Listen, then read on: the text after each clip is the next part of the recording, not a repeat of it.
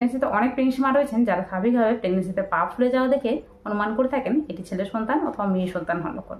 সাধারণত বলা হয়ে থাকে প্রেগনেন্সিতে যদি পা বেশি পরিমাণে ফুলে থাকে সেক্ষেত্রে এটি কিন্তু ছেলে সন্তান হওয়ার লক্ষণ, আর যদি প্রেগনেন্সিতে পা না ফুলে থাকে সেক্ষেত্রে এটি কিন্তু মেয়ে সন্তান হওয়ার লক্ষণ।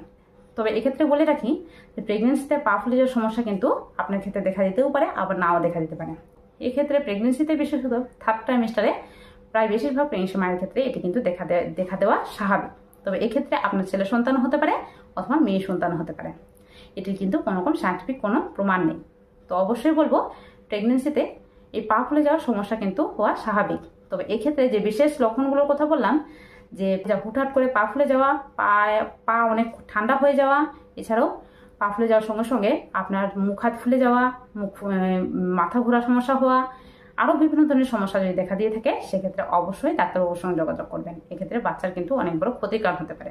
তো এই বিশেষ জিনিসটি খেয়াল রাখবেন।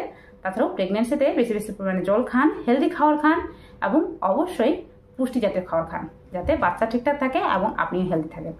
আশা করি আজকের ভিডিওটি প্রচন্ড পরিমাণে হেল্পফুল